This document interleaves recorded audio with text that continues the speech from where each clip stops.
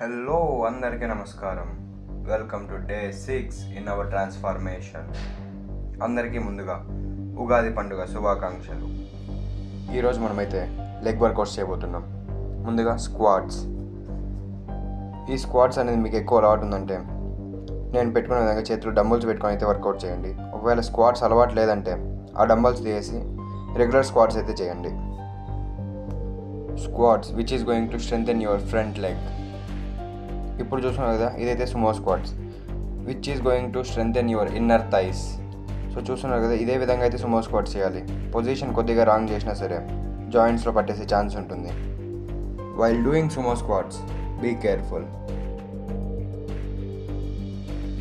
ఇప్పుడు మీరు చూస్తున్నారు కదా, ఇదే leg press which is more dangerous work out.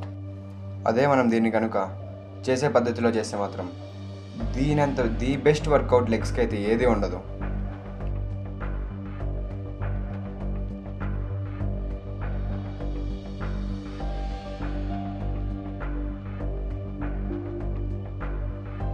And ఈ వర్కౌట్ చేసేటప్పుడు మీ నీస్ అనేటివి ఎప్పుడు ఫుల్ స్ట్రైట్గా అయితే చేయకూడదు.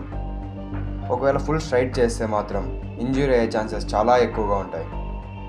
ఇప్పుడు చూస్తున్నాం కదా, ఇదే leg extension workout or front leg workout which is going to show that cuts in your front leg.